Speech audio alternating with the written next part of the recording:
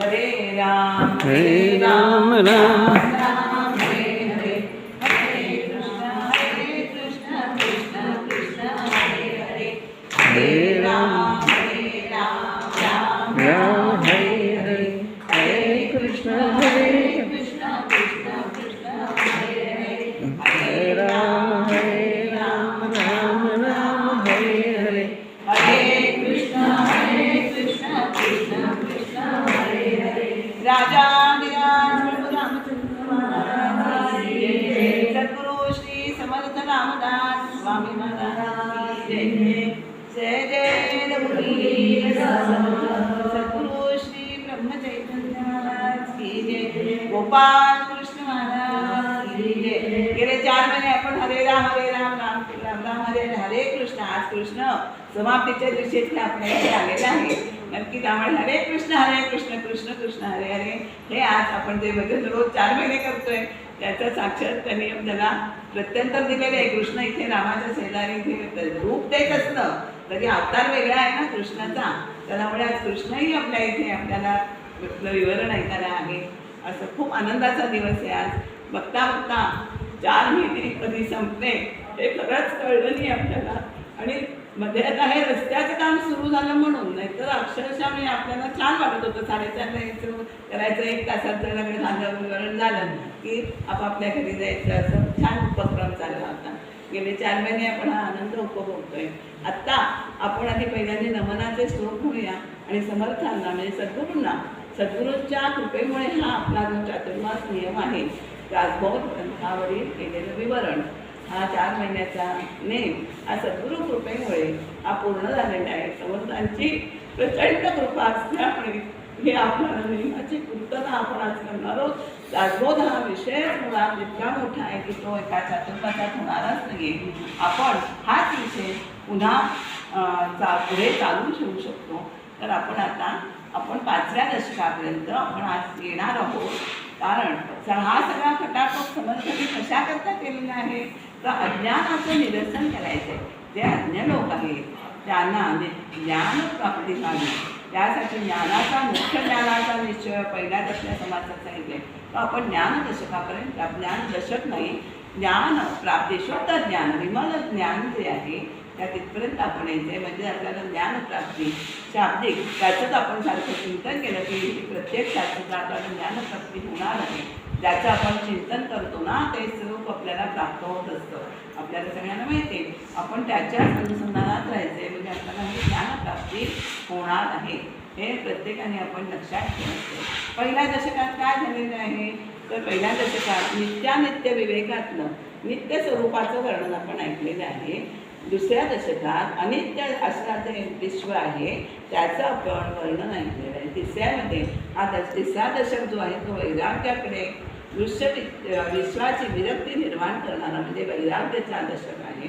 चौथा दशक जो आहे तो भक्तीचा, नवविधा भक्तीमध्ये सुद्धा या नऊ भक्ती म्हणजे आपला एक क्रम विकास श्रवणापासून सुरुवात होऊन आत्मनिवेदन भक्तीपर्यंत जाणं.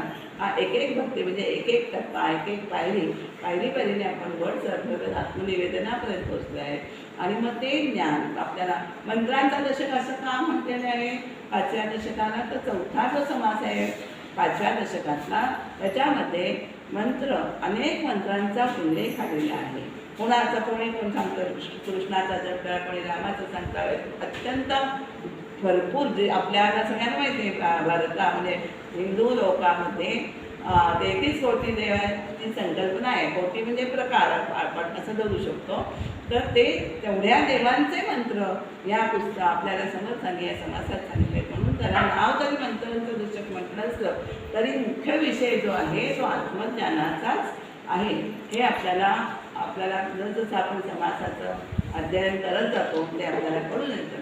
त्यामुळे आता आपण सुरुवातीचे आपण श्लोक म्हणूया आणि मग ते वर्णनास सुरुवात करूया.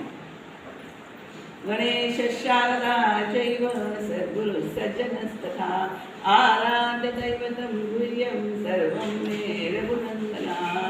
गुरुर्ब्रह्मा गुरुर्विष्णू गुरुर्देवो महेश्वरा गुरुः साक्षात् परब्रह्म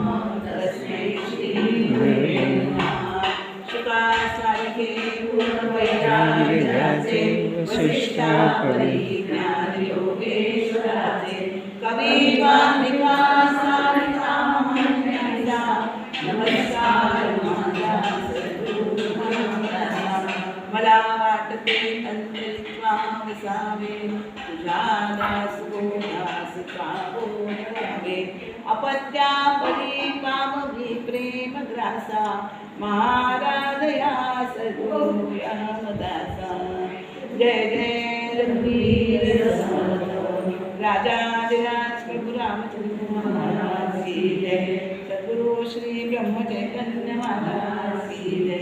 सद्गुरु श्री समर्थ रामदास स्वामी महाराज की जय. गोपाल कृष्ण महाराज की जय. जय जय रघुवीर समर्थ. श्री रामाच्या चरणी, गोपाल कृष्णाच्या चरणी, समर्थांच्या चरणी, महाराजांच्या चरणी आपणा सगळ्या श्रोत्यास वंदन करून आपण पुढील दशकाकडे समासाकडे वळणार आहोत. तत्पूर्वी हा जो आपण उपक्रम ठेवलेला आहे की विवरण करण्याच्या आधी एक संतांचं सद्गुरूंचं गाणं किंवा समर्थांचीच आपण पुष्कळशी गाणी म्हटलेली आहेत, पण आज सद्गुरूंच्या कृपेमुळे हा जो आपला नेम आहे तो पूर्ण झालेला आहे, पूर्णत्वास आला आहे. तर सद्गुरूंना या गीतातून आपण वंदन करणार आहोत आणि मग पुढे वळणार आहोत.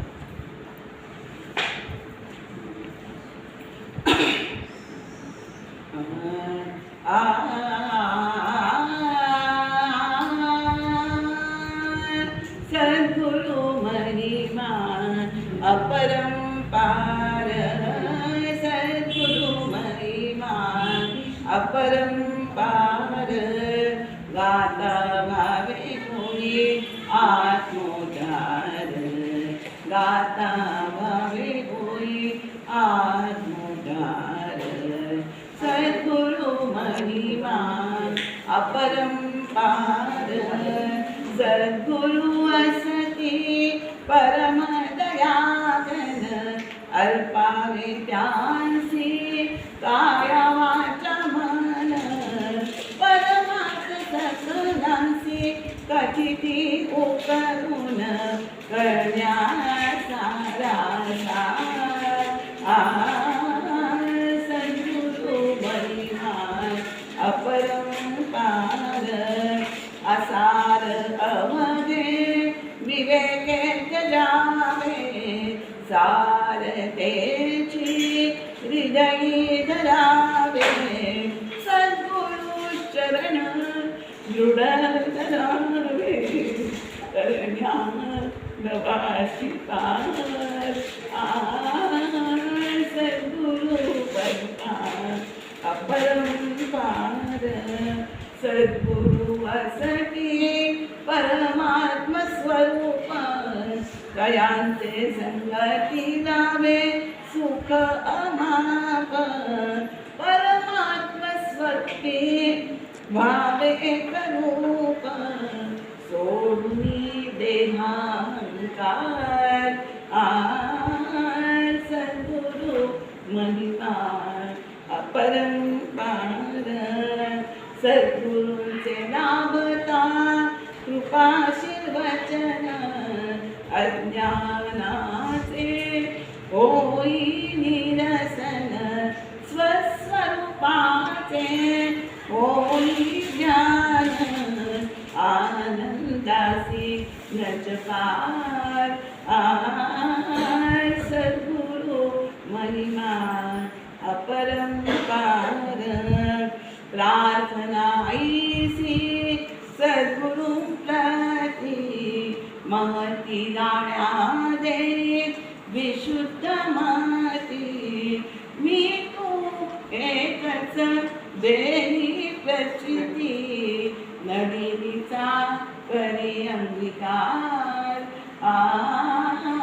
सद्गुरु महिमा अपरंपार.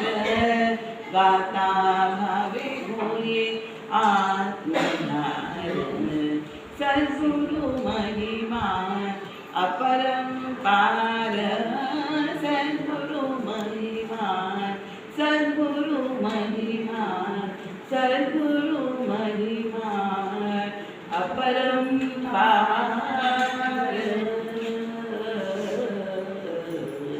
सद्गुरु रघुनाथ महाराज की जय जय रघुवीर सद्गुरूंचं यथोचित वर्णन समर्थांनी काढून घेतलेलं जातं. काय करतात? परमदयाळू आहे सद्गुरू.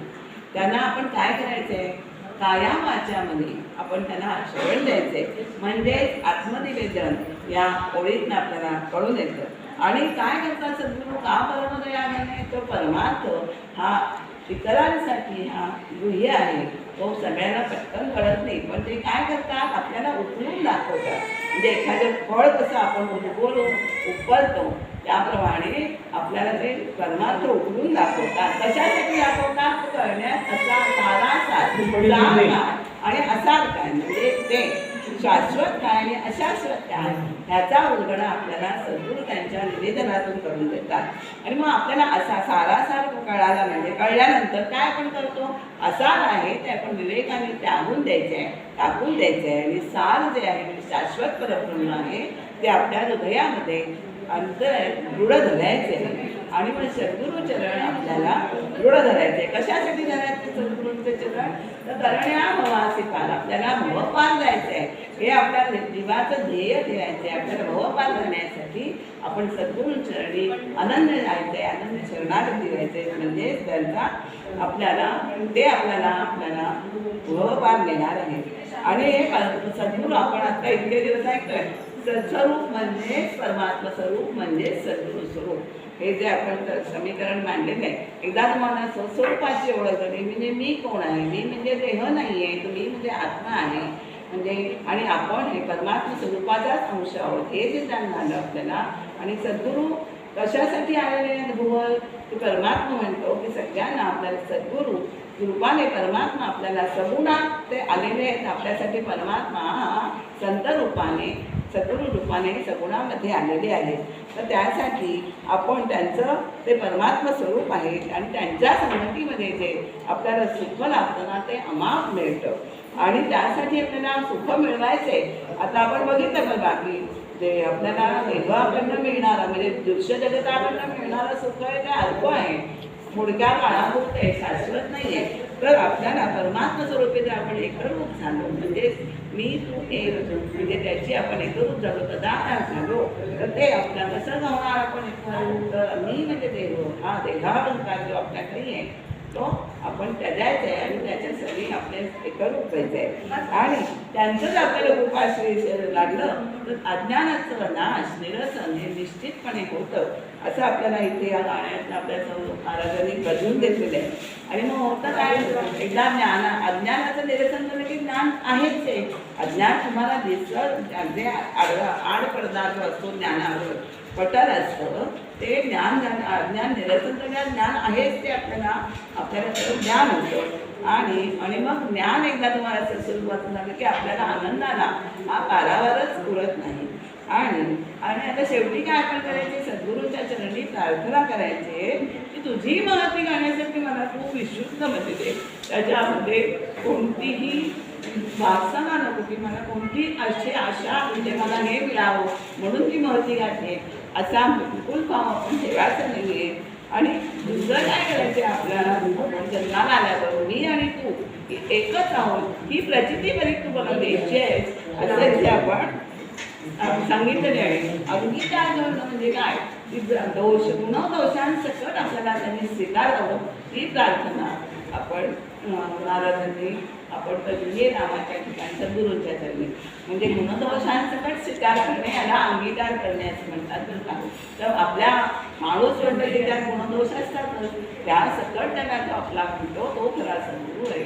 आणि अशा सद्गुरूंची कृपा आपल्याला सर्वांवर जावो यापुढे ही वैश्विक प्रार्थना आपण आज म्हटलेली आहे. आता आपण पुढील विवरणाकडे चालूया.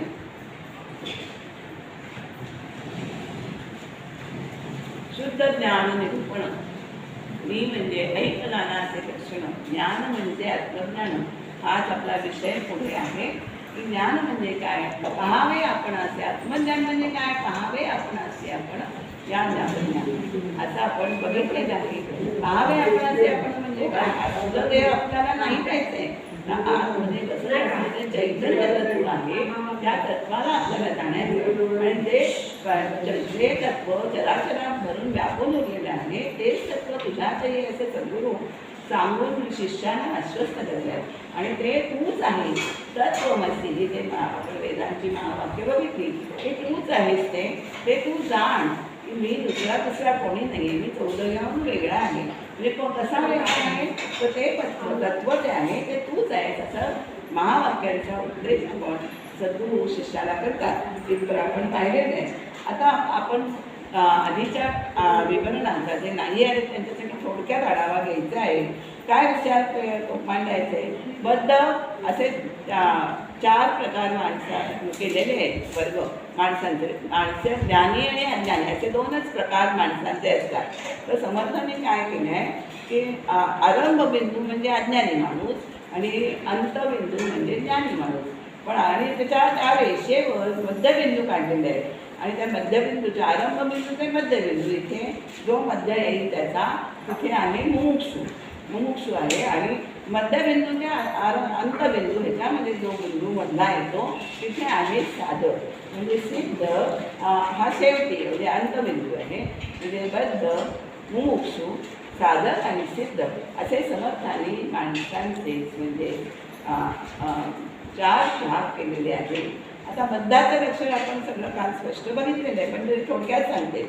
बद्ध म्हणजे काय तर आत्म्याविषयीचे ज्ञान नसणारा नंतर वासनेने बांधणारा म्हणजे मी म्हणजे देह आहे ही वासना आहे ते मानणारा परमार्थाविषयी अतिशय अनादर आणि काय प्रपंच विषयी अतिशय आदर असणारा तो बद्ध आहे. 99% लोक जगातले ह्याच सदरात मोडतात असं आपल्याला आपण गणित मांडलेलं आहे.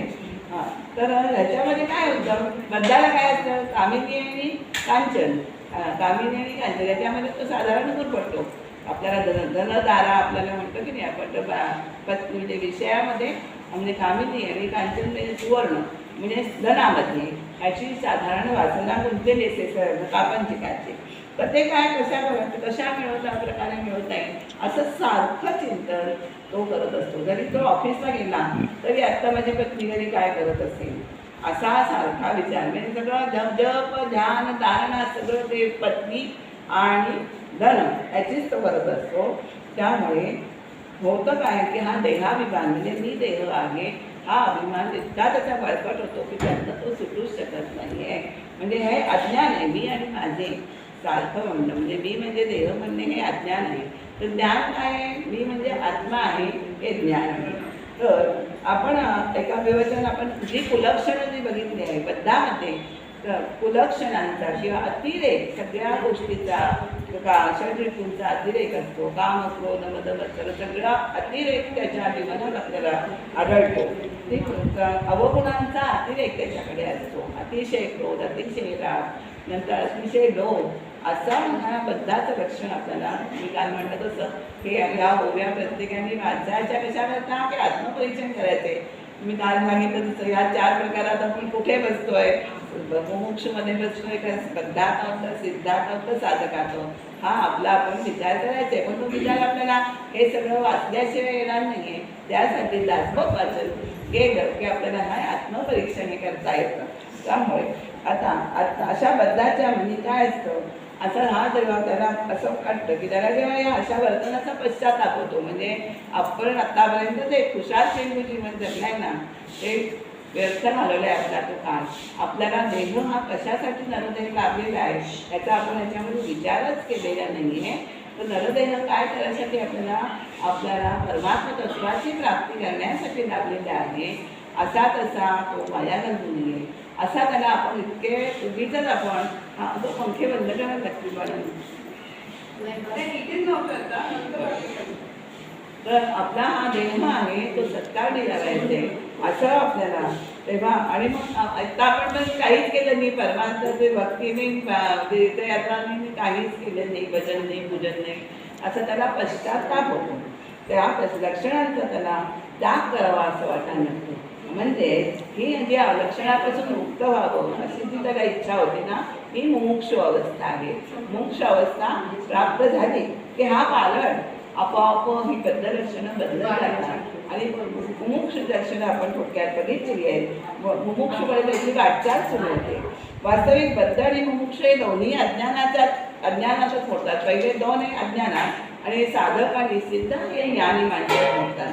हे दोन्ही अज्ञानातच होतात. पण आपण बघितलं की आरंभरेषेपासून आपण बघितलं मध्यबिंदूपर्यंत हा मुमुक्ष आहे.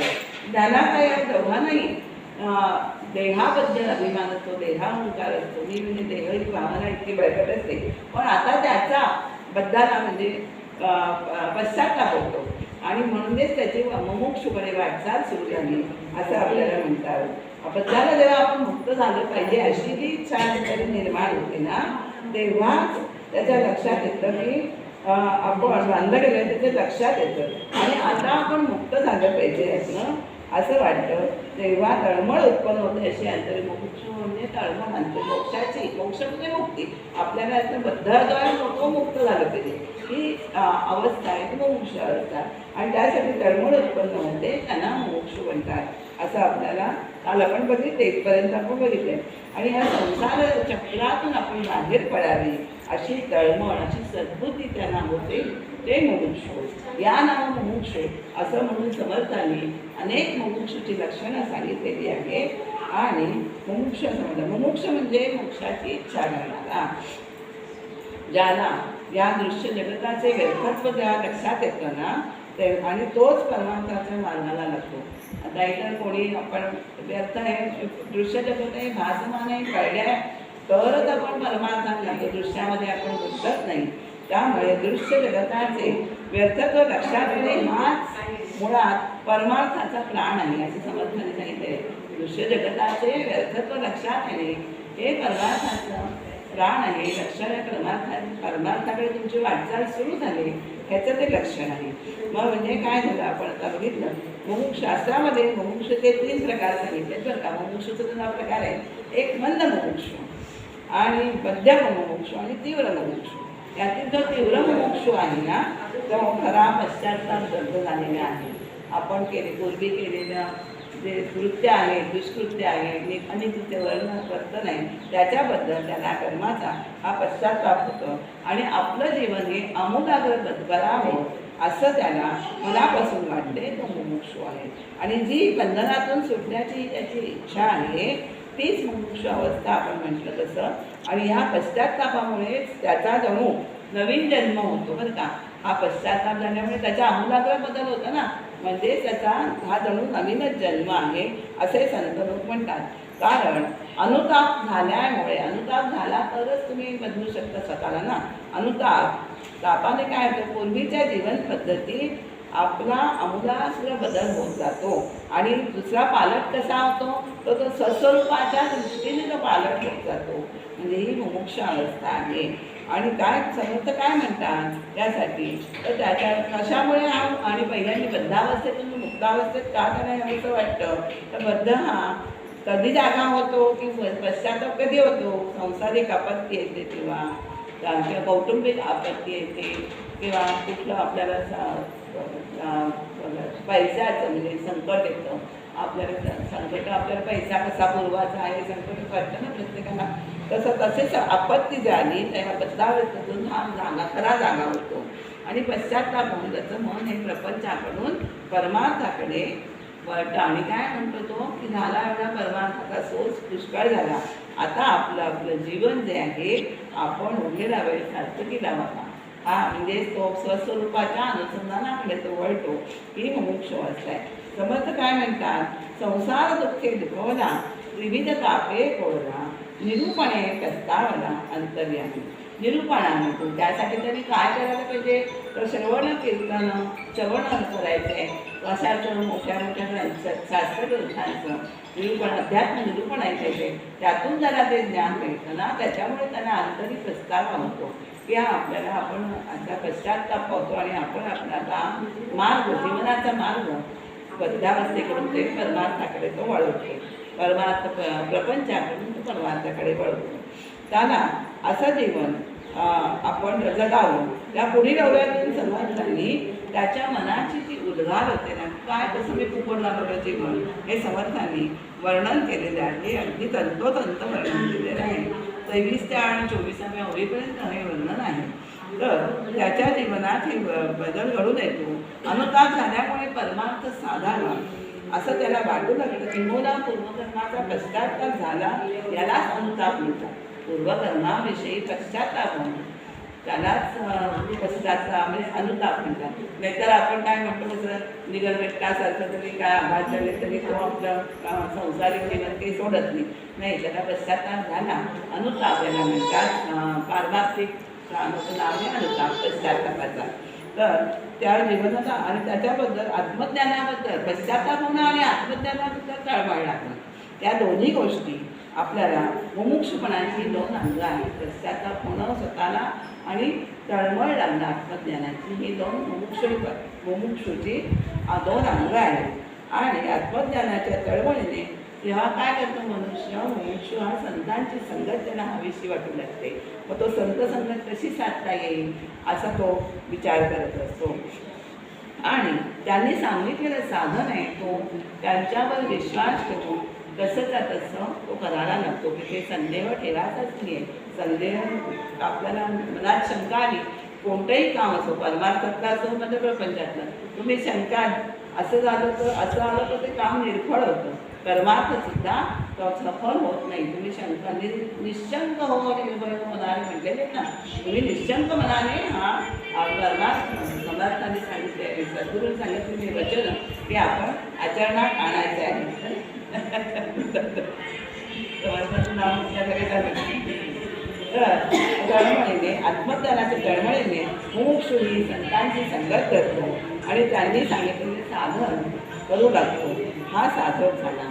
त्यामुळे होतं काय, कीर्तन पुराण ऐकून दुर्बुद्धी टाकून देतो तो बरं का, आणि ते सद्बुद्धी धारण करतो. कशी होती आहे बघा. ऐसा पक्षी प्रस्तावला निरूपणे पालकदा तोची मुमुक्षू होईना ग्रंथांतरी नानादे अध्यात्म ग्रंथ आहे. त्याच्यामध्ये मुमुक्षूची ही अवस्था अशी असते असं आपल्याला समर्थाने सांगितलं. पुण्यमार्ग कोटी जरी सत्संगाची वांछा तरी विरक्त झाला संसारी या विरक्त संसार होतो, विरक्त होतो. आणि सत्संगाची जरी इच्छा होते, अंतरात इच्छा होते सत्संग घडावा असं वाटतं. नंतर मुमुक्ष लक्षणे सांगतात समर्थ ते 24पासून 37पर्यंत. आणि अजूनही या नाव मोक्ष या नावाने समर्थांनी आपल्याला ही लक्षणं सांगितलेली आहे. म्हणजे या समासात मोक्ष स्वतःला जे विशेषण लाभतो त्याची समर्थाने येथे मोठी यादीच येते. कशा कशाचा त्याला पश्चाताप होतो ते एकदा आपण वाचून काढा. म्हणजे आपल्याला कशाचं पश्चाताप होतोय, आपल्याला कशाचं होत आहे का पश्चातापाचं आत्मपरीक्षण करायचं आहे. म्हणून हे समाज समर्थाने हा बोध केलेला आहे आपल्याला. आपण हा आत्मपरीक्षण करायचं आहे. त्यामुळे या उभ्यावरून आपल्याला काय करायचं आहे, मुमुक्षूची लक्षणे ही लक्षणं म्हणजे काय आहे, संकेतचिन्ह. मुमुक्षू कसा ओळखावा तर या लक्षणांवरून ओळखावा असं आपल्याला सांगता येतं. बद्ध मुमुक्षूबद्दल आपण आता एवढं बघितलं. आणि स्वार्थ सांडून प्रपंचाचा अभ्यास केलेला परमार्थाचा अंकित होईल सज्जनाचा म्हणे तो मुमुक्षू मी सज्जनांच्या अंकित होईल. हे मुमुक्षूचं लक्षण आहे. अभ्यास करणे, परमार्थाची हाव सुटली असं आपण म्हणतो की नाही, म्हणजे सारखा परमार्थच करा असा वाटतं. त्याची हाव म्हणजे विधी त्याच्यात लागतो असं मुमुक्षूची अवस्था असते. आणि मुमुक्ष लक्षणं झाल्यानंतर आता समर्थ काय शेवटी सांगताय, मुमुक्ष लक्षणाच्या शेवटी बरं का समर्थाने अखेर सांगितलं आहे. संत संग समर्थाने साधक विवरण करताना निरूपण करताना संत संगतीवर समर्थाने हे भर दिलेले आहे. आणि हे आपल्या सहजच लक्षात येते की आपल्या याचे कारण असे आहे की प्रापंचिक दुःखाचा चटका बसून संसाराची अपूर्णता, प्रापंचिक दुःखाचा चटका बसल्यावर आपल्याला संसाराची अपूर्णताही आपल्या लक्षात येते. ही मुमुक्षपणाला आरंभ होतो. म्हणजे आपल्या संसाराचा दुःखांचा चटका बसला संसारातील मुमुक्षपणाला आपण आरंभ होतो आणि त्यातूनच स्वतःच्या अपूर्णतेची जाणीव निर्माण होते. आणि पुढे काय होतं, आपले दोष आपल्याला आपोआप कळू लागतात. जसं मी परवा अंगामध्ये म्हटलं की आपण थोरल्या रामाच्या मंदिरात आवर्जून जायचे आहे असं समर्थाने महाराजांनी आपल्याला सांगितलंय का? तर राम हा पुढे त्या उभं राहिलं की आपल्यातले अवगुण हे आपल्याला स्वतःला समजतात. म्हणून एक वार तरी थोरल्या रामाचं दर्शन घ्या असा महाराजांचा आग्रह आहे बरं का. बोलवल्याला गेल्यावर थोरल्या रामाच्या पुढे उभे राहा आणि मग उभं राहिल्यानं आपले गुण आपल्याला अवगुण ते आपल्याला आपोआप कळतात. त्यांना कोणीही दाखवायची गरज नाही. आणि म्हणूनच आपण काय म्हणायचे, रामप्रभू आले ती माझे अवगुण हे नक्की आपले दूर करणार आहे. आणि ह्याच्याबद्दल संदेह खूप घात करणार आहे. शंका नच मम मनीवरली ही अशी आपली अवस्था झाली की रामप्रभू माझेच मला निर्दोष करणारे दोषमुक्त करणारे ही आपण प्रत्येकाने मनामध्ये धारणा ठेवायची आहे. तर आता आपल्याला आपण आतापर्यंत बसलं प्रापंचिकांची ध्येय आणि आकांक्षा यामध्ये फोल वाटू लागतात मुमुक्षूला पण. आणि हे सगळं होत असताना तरी आत्मज्ञानाचे निश्चित ज्ञान होण्यासाठी ध्येय आपल्याला ध्येय काय ठेवायचे, ध्येयाचे निश्चित जीवनी असावे असं पर्वामध्ये बघितले आपण. काय ध्येय ठेवायचे आपल्याला की आपल्याला आत्मज्ञान हे व्हायला पाहिजे. हे ध्येय आपल्याला निश्चित घ्यायचं आहे. त्यासाठी आपल्याला आत्मज्ञानी पुरुषांची ही भेट घडणं हे अत्यंत गरजेचं आहे. कारण आपण प्रत्येक पर्वा बघितलं आपण की ज्याला ज्या गोष्टीचं ज्ञान विषयाचं ज्ञान आहे त्याच्याकडे आपण सहज जातो की नाही शिकायला. त्याप्रमाणे आपण आत्मज्ञानी पुरुषाला आत्मज्ञान झालेले आहे. त्यामुळे आपण त्यांच्याकडे सगळा संकोच दूर सोडून की तिथे त्यांच्या शरणागती करून आपण आत्मज्ञानासाठी प्राप्ती व्हावी त्यासाठी त्यांना शरण जायचं आहे. तर ते आपल्याला आत्मज्ञान देणार असतात आणि त्यांच्याकडे आत्मज्ञानाचे ध्येय आपलं त्याच्याकडे गेल्यानंतर संघटित केल्यावर आत्मज्ञानाचे ध्येय आहे ते निश्चित होतं. आणि नंतर ते ध्येय गाठण्याचा मार्ग हा आपल्याला सत्संगतीमध्ये प्राप्त होत असतो. त्यामुळे त्या मार्गात करण्याचा जो अभ्यास करतो ना त्याला साधक म्हणायचे आहे. म्हणजे आत्मज्ञानापर्यंत पोहोचण्यासाठी ते साधन करायचे, त्या मार्गात आपल्याला जायचं आहे. त्यासाठी जो अभ्यास आहे श्रवण मनन निधिध्यासन आणि आत्मसाक्षात्कार असे ते 4 टप्पे उपासनेचे. त्याप्रमाणे पायऱ्या आहेत त्यांच्या.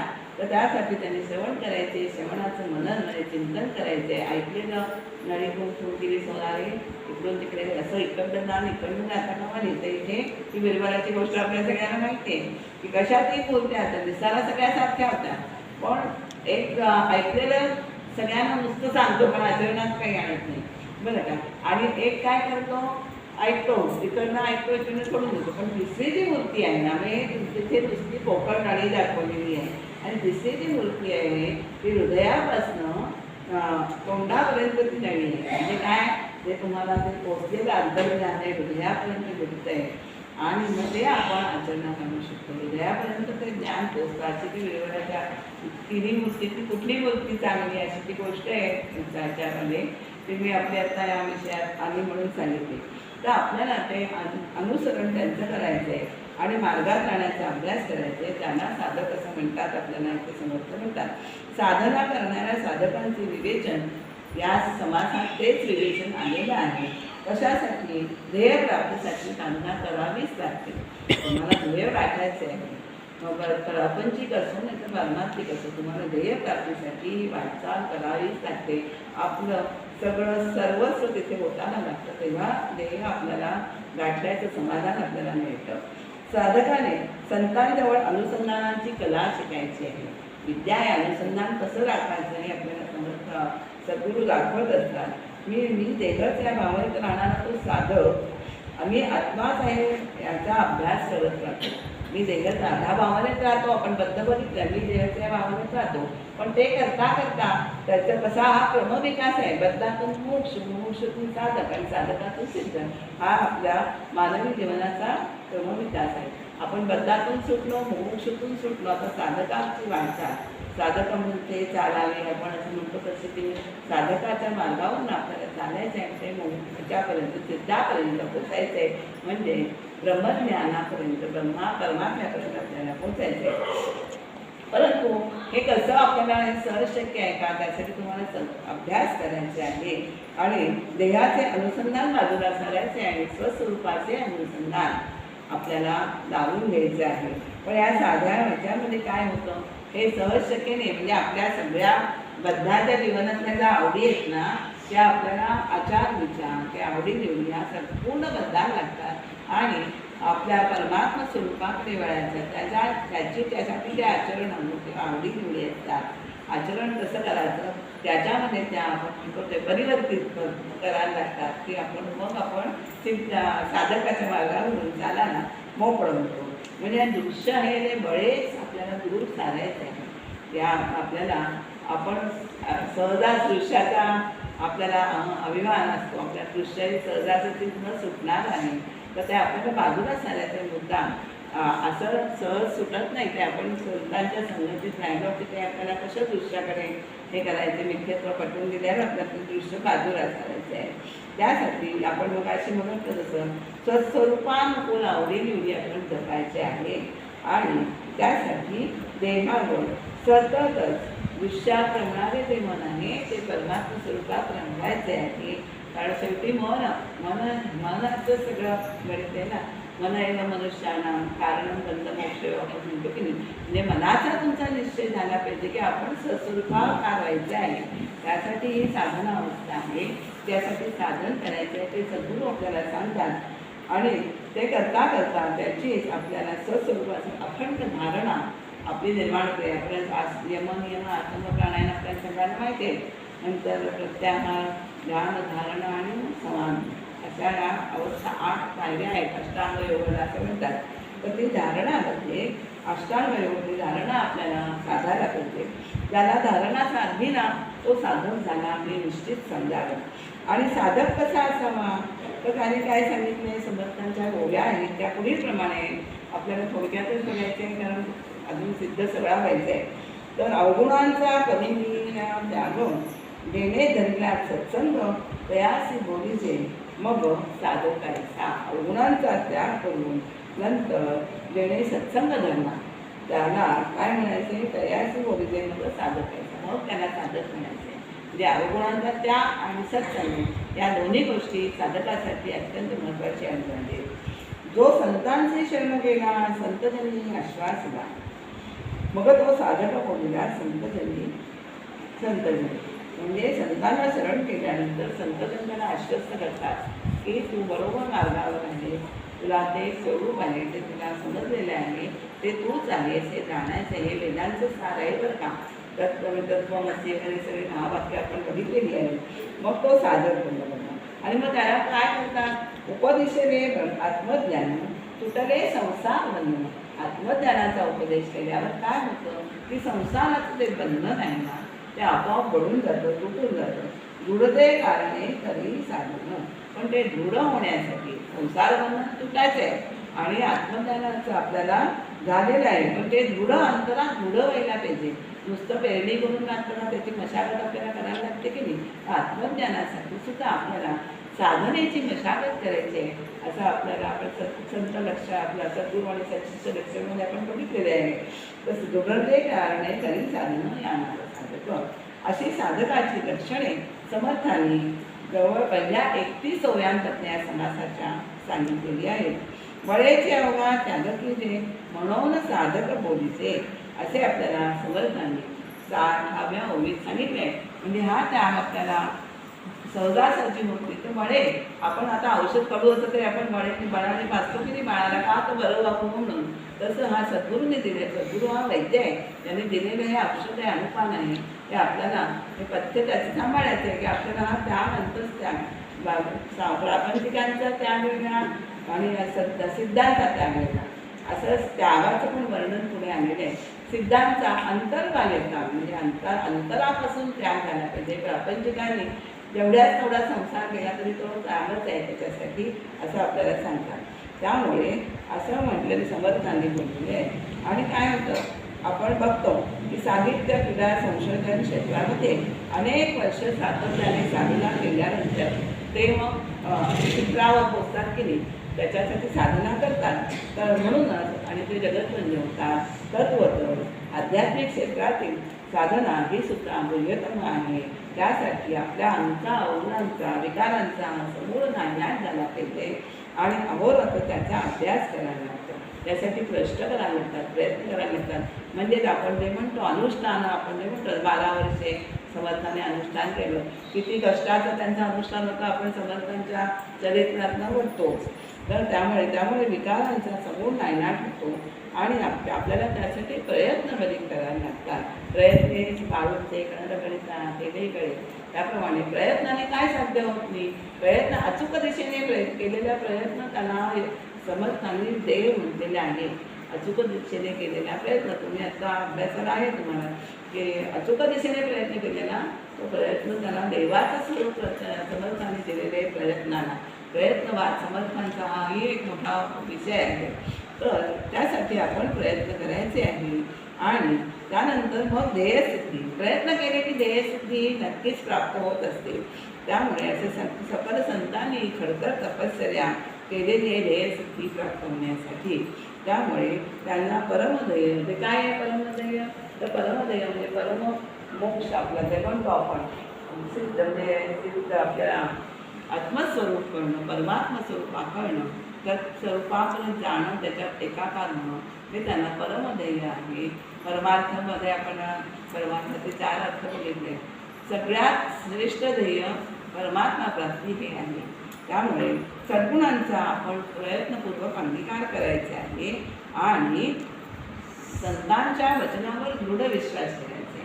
सद्गुणांचा गुणगुण का टाकले काय, सद्गुणांचा अंगीकार करायचा आहे आणि संतांच्या वचनावर आपल्याला विश्वास ठेवून दृढ विश्वास ठेवायचे आणि साधना करणं. असे जे साधना करतो त्याला साधक, अशी साधकाची व्याख्या केलेली आहे.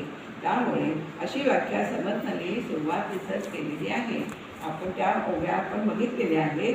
त्यामुळे 2, 3, 4 आणि क्रमांक 10 ते 60 मध्ये बरेच वेळा बळेची, बळे आणि दृढ हे शब्द समर्थाने वापरून आपल्याला हा त्याग तुम्हाला करायचे, ही तत्त्व तुम्हाला जी गुण आहेत ते अवगुण आहेत ते वळेने टाळायचे आणि गुण हे आपल्याला दृढ करायचे, असं समर्थांनी या साधनेने, या साधनेची चिकाटीने, सातत्यपूर्ण अभ्यासाने आपल्याला साध्य होणार आहे. आणि आपल्या मनाच्या वृत्ती ज्या बाहेर आहेत, वळलेल्या आहेत, विषयांकडे वळलेल्या आहेत, त्या अंतर्मुख करायच्या आहे. तर आपल्याला हा आपल्याला त्रास साधतो आणि साधना कशी करावी याचा अंतर्यामी आपल्या कसं अंतर्यामी युद्ध चाललेलं असतं. करू की नको करू, शरीरला आपल्याला करू देतात का काही गोष्टी नाही देत करून. कारण मग असं झालं तर मग त्यांचं कसं नाही, तुम्ही सगळेच परमात्मा तत्वापर्यंत गेलात तर मग सर्टिफिकेटांचं काय होणार, काहीच होणार नाही. मग ते असं सहजासहजी माणसाला सोडतच नाही. त्यामुळे हे आपल्याला समर्थाने मानविक दृष्टांत देऊन हे वर्णन केलेलं आहे बरं का. प्रकृतीचा केला त्याग, सुहृदांचा सोडिला संग, निवृत्तीमध्ये ज्ञानयोग साधिकांना तो मग साधक म्हणा. आणि आता साधकाची अवस्था तर तो सिद्धाकडे तो वळलेला आहे. आपल्याला थोडंसं जरा 10 मिनटं लागणार आहे, कारण आता आपलं हे पण जरा होतं. त्यामुळे 10 मिनटात आपण सिद्ध लक्षण बघायचं आहे आणि मग आपण विराम द्यायचं आहे. साधना परिपक्व झाली की सिद्धावस्था प्राप्त होते. साधनावस्था ही परिपक्व झाली की सिद्धावस्था ही त्याला प्राप्त होत असते. आणि आता याच्यात पुन्हा आपण आता परत थोडासा एकेका ओळीत बघूया.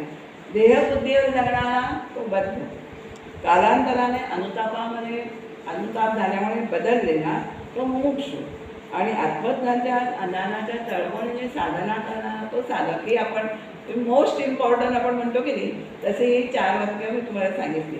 तर साधक तर कसं आणि ते साध्य प्राप्त केलेला तो सिद्ध, असं बद्ध ते सिद्ध असे असा क्रमविकास या 4 अवस्थांचा आपण बघितलं.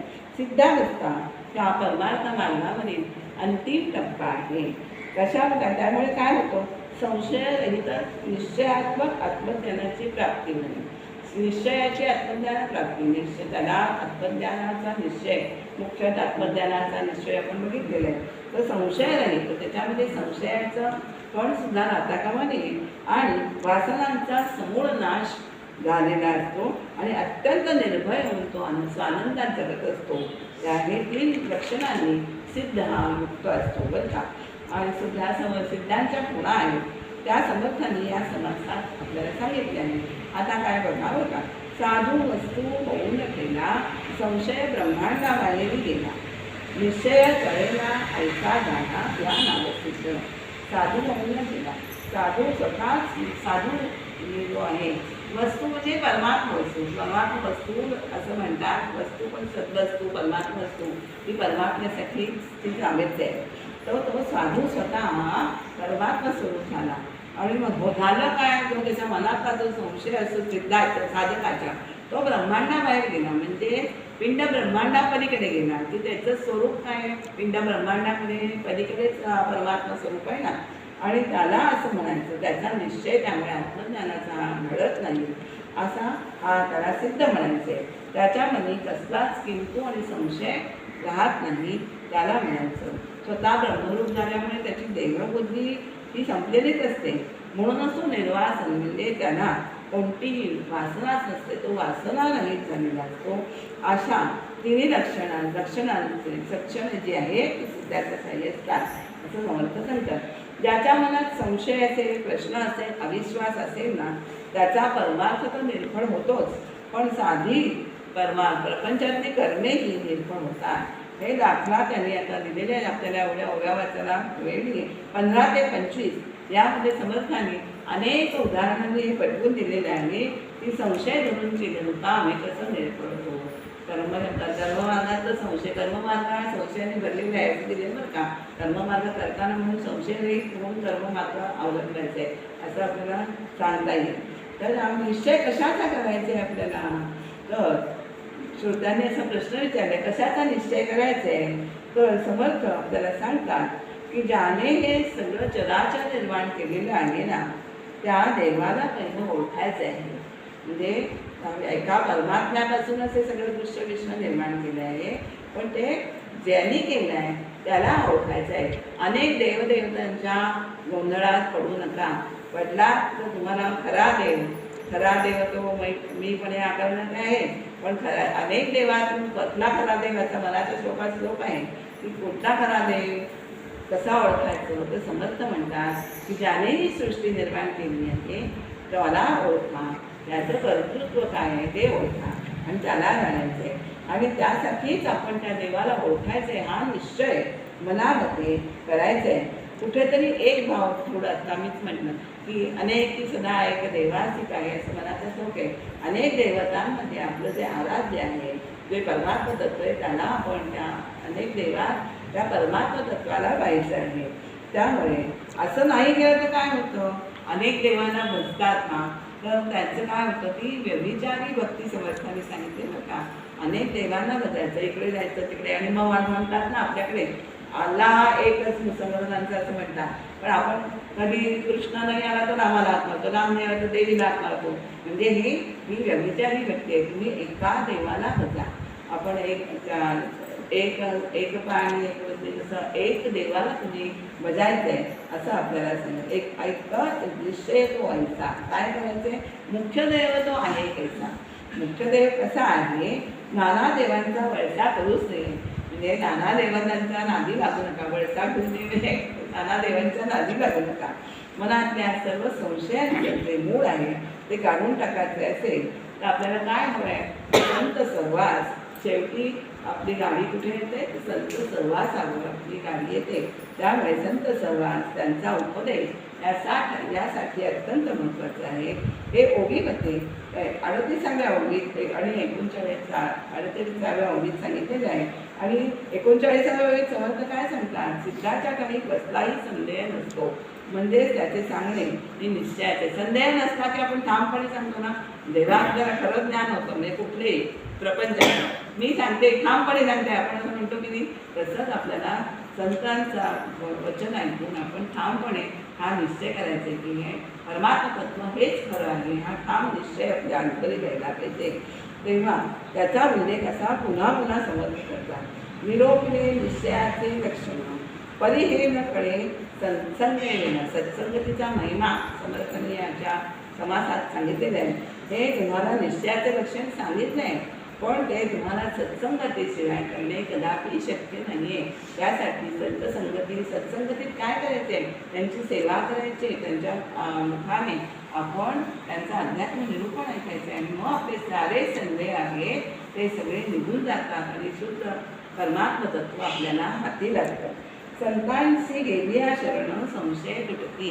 संतांना शरण गेलो की बाकी विनाशाया सगळे संदेह फिटून जातात, संशय तरी पार जातात. या समासात सिद्धाचे लक्ष आणि पुढे समर्थ इतके विनम्र आहेत की एवढी समर्थांनी लक्षणं सांगितलेत. मला खरं 2-4 वेळी वाचायचे आहेत, पण आपले वेळ पुढे चालले म्हणून या समासात समर्थांनी सिद्धांची लक्षणं सांगून शकलो नाहीत. एवढी लक्षणं आहेत, पण मी थोडक्यात सांगितली आहे. त्याबद्दल समर्थ श्रोत्यांची क्षमा मागते. म्हणजे आणि ते 8व्या दशकात समर्थ म्हणजे ज्ञानदशक आहे, त्याच्यामध्ये मी थोडे ही सिद्धांची लक्षणं सांगितलेली आहे. तथापि ज्ञानदशकी बोलले म्हणून वक्तृत्व आटोपले न्यूनपूर्ण क्षमा केले पाहिजे श्रोती, असं समर्थ आपल्याला या समासातून आपल्याला सांगतात. त्यामुळे आपल्याला हा समास जो आहे तो अत्यंत महत्त्वाचा आहे. म्हणजे आपण बघितलं की ह्याचा अधिकारी कोण आहे ग्रंथाचा, तर बद्धापासून सिद्धापर्यंत. म्हणजे बद्धात म्हणजे आपण ज्या बघितले त्या सगळ्या जणांना हा गाढबोध ग्रंथ वाचण्याचा अधिकार आहे आणि ते वाचून आत्मसात करण्याचा गुण आपण प्रत्येकाने संतांकडून घ्यायचे, ते आत्मसात तत्त्वज्ञान करायचे असं आपल्याला आपण थोडक्यात सांगू शकतो. आणि आपल्याला त्यासाठी काय करायचे, सिद्ध म्हणजे काय, साध्यप्रत म्हणजे यशस्वी झालो आपण, आपल्याला परमात्मा तत्व गवसलं तो सिद्ध होतो. त्यामुळे सिद्ध लक्षणात आपण पहिला तो संशय विरहित असावा. पुन्हा इम्पॉर्टंट संशय विरहित असावा. तर संशयाची जर मनात चुकली तर साधकाची घसरण ही होत असते.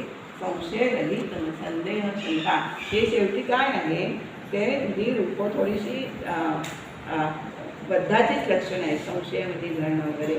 तर स्वरूपाबद्दल आपल्याला स्वस्वरूपाबद्दल आढळ श्रद्धा हवी आणि ते स्वरूप आपल्याला समत आणि इथे शब्दांकित केलेलं आहे आणि त्या शब्दांच्या साहाय्यानेच आपल्याला ही अनुभूती जी आहे स्वस्वरूपाची ती आपल्याला प्राप्त करून द्यायची आहे.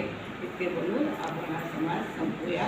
आणि जे माझ्याकडनं दासबोधाचे 20 दशक 200 समास अभ्यासन झाले त्याच्यावर ह्या दासबोधात म्हणजे पुढे काय आहे हे तुम्हाला या हे गीत मी असं मुद्दाम शेवट केलेले आहे की त्यासाठी आपल्याला दासबोधात काय आलं आहे त्याचा आपल्याला अंदाज येईल. पुढे आपण ते विवरण करणार ती गोष्ट वेगळी, पण ते आलं आपण म्हणूया आणि संपून आपण हे करूया.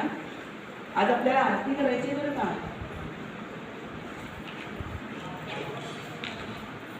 तर आपण ते साधना 20 दशक आणि 900 समाज असं ते गाणं आहे.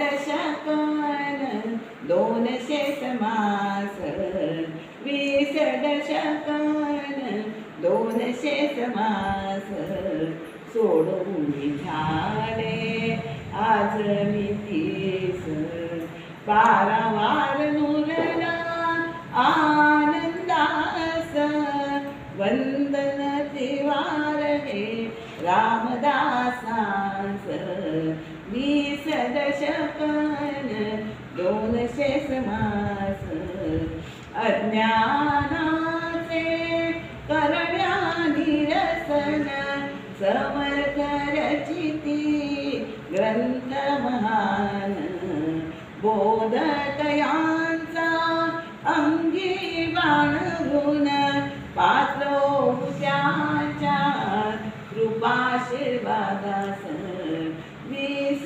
दशकन 200 समास विवेक वैराग्य तत्वनिरसन पंचीकरण तैसे अध्यात्म निरूपण समर्थ उकळीती विषय हे गहन शाश्वत परब्रह्म जाणण्यास 20 दशकन 200 समास दृश्यामदनी काढता आसक्ती अंतरी उपजे ती आपसुख भक्ती निवेदन भक्ती देई सायुज्य मुक्ती अहम भाव अर्पिता श्रीरामास 20 दशकन 200 समास परब्रह्म सर्वदा असतची असे माया परिभासमान नाशवंत असे माया पटल सरता स्वस्वरूप गवसे तदाकार होनी सेवु ब्रह्मरस 20 दशकन 200 समास 20 दशक हे अभ्यासिता मोद झाला से अपार चित्ता समर्थांची अक्कांची कृपा असता अशक्य न काही साधकास 20 दशकन 200 समास दासबोधाच्या अध्ययनाने पूर्ण समाधान झाले समर्थ कृपेने पूर्ण समाधान झाले समर्थ कृपेने उजळले अंतर ते ज्ञानाने मी पण नुरटे ते नलिनीस मी पण नुरडे मी पण नुरडे ते नलिनीस 20 दशकन 200 समास सोडून झाले आज मी 30 पारावार नुरला आनंदास वंदन त्रिवार रामदासांस वंदन त्रिवार वंदन त्रिवार वंदन त्रिवार रामदासांस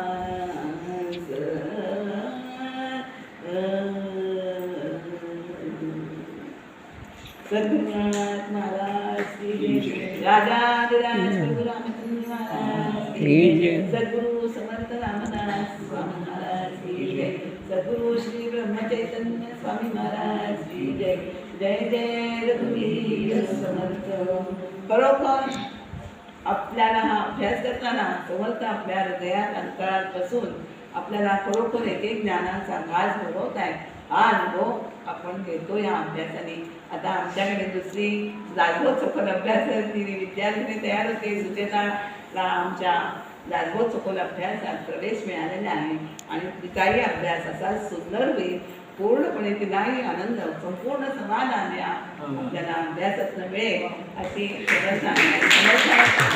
ज्ञान मिळावे सगळे चालले सोडवण्यासाठी की नक्की माझी खात्री आहे की समर्थ आपल्याला नक्की अंतरात बसतात आपल्याने आणि आपल्याला बोध करतात म्हणून तो एका दासाने दुसऱ्या दासाला केलेला बोध त्याला दासबोध म्हटलेला आहे तो समर्थाने आपल्याला हा जो बोध केलेला आहे त्या बोधाचं आपण ते बोधामृत आहे ते आपल्या अंतरात अगदी हृदयामध्ये हृदयापर्यंत उतरू दे आणि ते मग आचरणात आणू दे इतकं मी समर्थांच्या चरणी विनंती करते आणि सगळ्यांना या ज्ञानाची प्राप्ती होऊन दे आणि मी पण आपलं स्वतःचं जे मी आहे ते आपल्याला गुणालाच नको म्हणजे आपण त्या स्वस्वरूपात तदाकार व्हायचे ही आपण समर्थांची चरणी प्रार्थना करायची आणि झालेली विवरण सेवा आपण समर्थांच्या चरणी अर्पण करून रामरायांच्या चरणी अर्पण करू आपण आधी आज उलट करूया कल्याणकरी रामराया कधी म्हणूया म्हणजे मग ते आपल्याला याच्यामध्ये घेता येईल आणि आपण हा चातुर्मास संपला. हा सगळ्यांच्या समर्थांच्या कृपेने, रामाच्या कृपेने, महाराजांच्या कृपेने, आपल्या श्रोत्यांच्या येण्याच्या मुळे श्रोता वक्ता संवाद आहे ना. श्रोता असेल तर वक्ताला बोलताना बहर येतो ना बोलण्याला.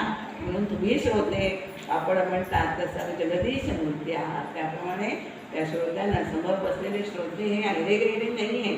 त्यांना कळत नाही. आपण म्हणतो की समोर आपल्या दगड बसले असं कधीच म्हणायचं नाही श्रोत्यांच्या बाबतीत. आपल्या जाणकार श्रोते बसलेले आहेत. त्यांना आपल्याला जेवढं आपल्याला समजलं आहे ते ज्ञान आपल्याला द्यायचे आहे अशी वक्त्याची धारणा बनते.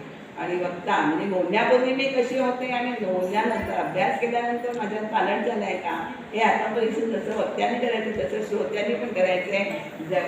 श्रवणापूर्वीची मी आणि श्रवणानंतरची मी यात पालन झालं आहे का, श्रवणापूर्वी मी कशी होते हे आत्मपरीक्षण करण्यासाठी हे सगळ्या संत महांतांनी ग्रंथ दिलेले आहेत. त्याचा आपण अभ्यास करायचे. आणि चुकलं वाटलं असेल ते माझं, चांगलं असेल ते समजायचं. कल्याणकरी राम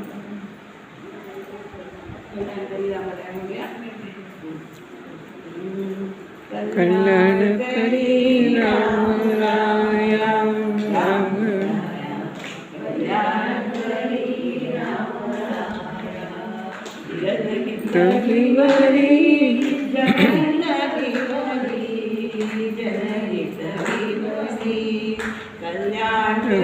करी राया राम राया कल्याण करी राम राया.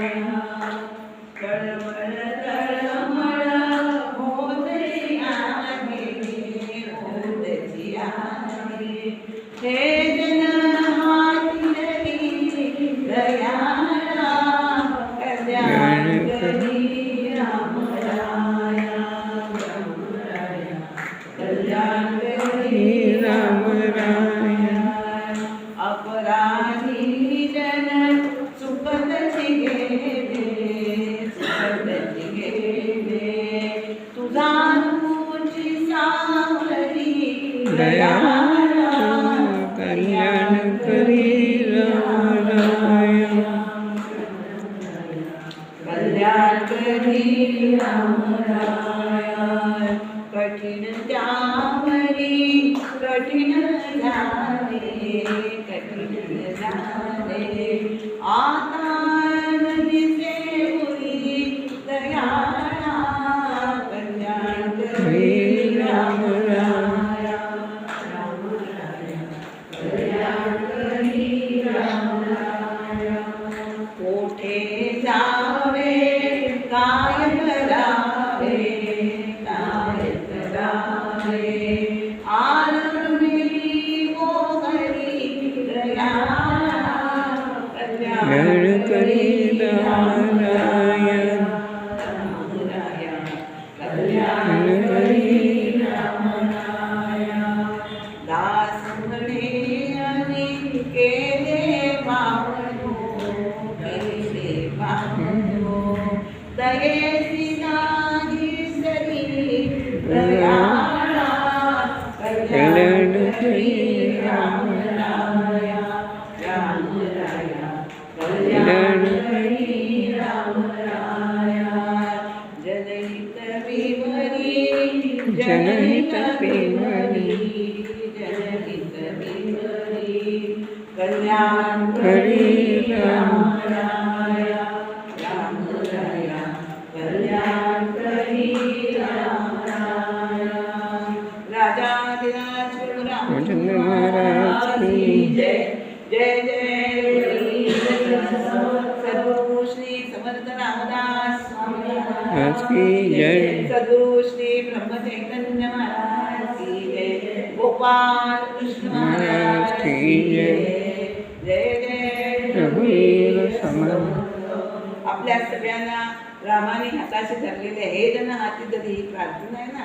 आपल्या सगळ्यांना रामाने हाती धरलेले आहे आणि तो आपल्याला महोपार कधी स्वतः हात पुढे केलेले आहे आपल्याला की महोपार न्यायला तो आपल्याला हात पुढे करतोय. आपण त्याचा फक्त हात धरायचा आहे आणि महोपार जायचं आहे. हे आपल्याकडे एवढंच काम आहे. नेणारा तो आहे. हा विश्वास बरीक मनात आपण सगळ्यांनी बाळगूया.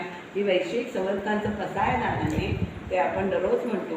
म्हटलं आज आपण म्हणू आणि ते व्हिडिओमध्ये पण येईल. झालेली वाङ्मयीन सेवा इथे समर्थांना अर्पण करते, रामाला अर्पण करते. श्रीराम जय राम.